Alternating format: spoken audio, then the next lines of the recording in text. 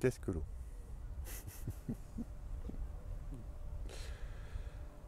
Alors l'eau c'est beaucoup de choses. Et finalement après avoir beaucoup quand même travaillé cette substance, il est plus facile de la définir parce qu'elle n'est pas que parce qu'elle est en fait.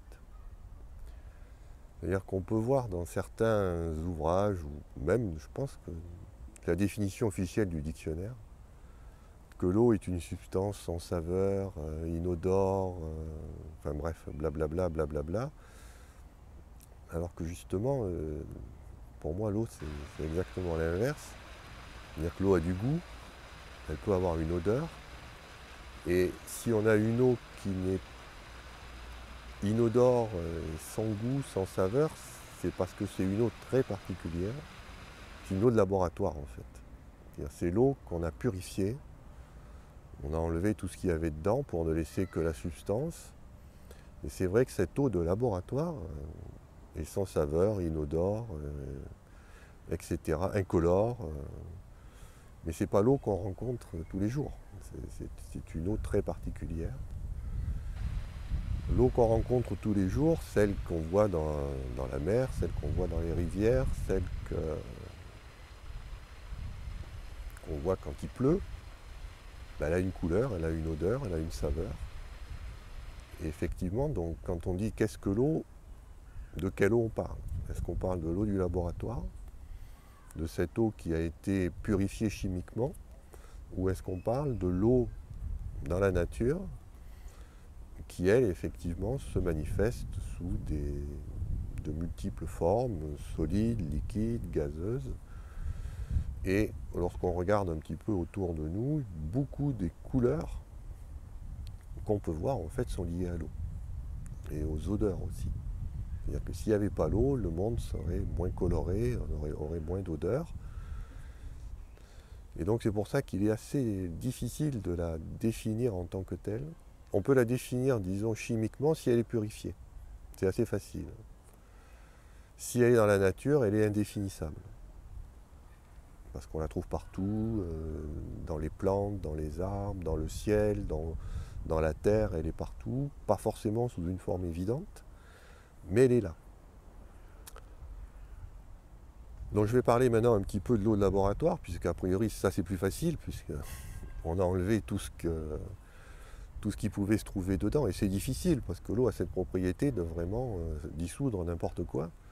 Ce qui fait qu'avoir une eau pure, c'est quelque chose d'extrêmement difficile. Mais bon, imaginons qu'on arrive à avoir une eau très pure, et on a des méthodes physico-chimiques pour purifier l'eau jusqu'à des niveaux extrêmement sophistiqués. Et même là, on ne sait toujours pas ce que c'est.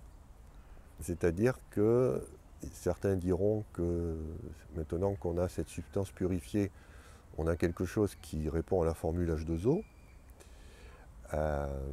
Mais en fait, H2O ne traduit pas du tout ce que c'est l'eau, puisqu'elle nous apprend que c'est de l'hydrogène et de l'oxygène. L'hydrogène est un gaz inflammable, l'oxygène est un gaz comburant, et ça n'explique pas les propriétés de l'eau. L'eau est plus qu'un mélange d'hydrogène et d'oxygène. Et c'est quelque chose qui a mis du temps, enfin que la science a mis du temps à comprendre, c'est que ce mélange d'hydrogène et d'oxygène qu'on appelle l'eau, en fait, il y a une colle qui lie ça ensemble, et ça c'est le vide. C'est-à-dire que dans l'eau, il y a aussi du vide. Et on ne peut pas simplement, quand on écrit H2O, on écrit juste la forme matérielle, les petits bouts de matière qui constituent cette substance. On oublie ce qui est très important, c'est qu'il y a du vide entre l'oxygène, l'hydrogène, dans la molécule. Il y a du vide dans l'atome lui-même, et il y a du vide aussi quand les molécules se collent entre elles. Et on arrive à se poser la question, est-ce que l'eau finalement, celle qui nous intéresse, ne serait pas plus ce vide que toute cette matière qu'on a un petit peu trop tendance à privilégier? Donc là, quand on arrive à ce niveau-là de compréhension de l'eau et qu'on s'aperçoit qu'en fait l'eau c'est une combinaison de trois choses, de l'hydrogène, de l'oxygène et du vide, on se pose évidemment la question, qu'est-ce qu'il y a dans ce vide? Et, question idiote, puisque si c'est vide, c'est qu'il n'y a rien. Et bien justement non. c'est là où si on quitte le cadre purement classique de la physique, pour la physique classique, le vide, c'est le néant, c'est rien, c'est-à-dire l'absence de matière, de rayonnement. Mais si on va justement jusqu'à cette révolution qui a eu lieu dans les années 1930, qui a été l'avènement de la physique quantique, on s'est aperçu que le vide, en fait, était plein de choses. Il y a plein de lumière dans le vide, il y a plein de ce qu'on appelle des photons virtuels.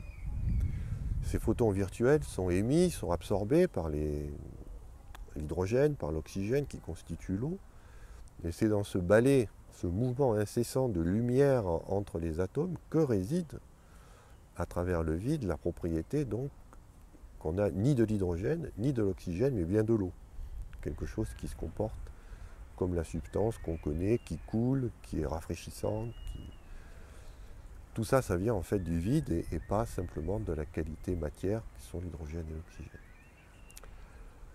Donc là, on est à ce niveau-là de compréhension actuellement. On comprend qu'on ne peut pas parler d'eau sans parler de vide. Et on a un terme technique pour désigner ça qui est le vide physique à queue. Alors on dit physique à queue pour deux raisons. Parce que si on dit vide, les gens ont tendance à croire que c'est le néant. C'est pour ça qu'on dit vide physique. C'est-à-dire vide physique, ça veut dire qu'il y a du vide, mais que ce vide est délimité par de la matière. On ne peut pas l'imaginer sans matière. Et c'est exactement ça dans l'eau. Il y a du vide, mais il y a aussi l'hydrogène et l'oxygène. Et ils sont importants. Donc pour ça qu'on dit vide physique. Et ensuite, vide physique à queue, parce que, en plus d'avoir ce vide entre l'hydrogène et l'oxygène, on a le vide entre les molécules d'eau. C'est pour ça qu'on précise bien qu'on a cette notion de vide physique à queue. Donc c'est quelque chose de tangible, c'est quelque chose qui contient de la lumière, du rayonnement. Et aujourd'hui, on sait que ce rayonnement peut être mémorisé par ce qu'on appelle des domaines de cohérence.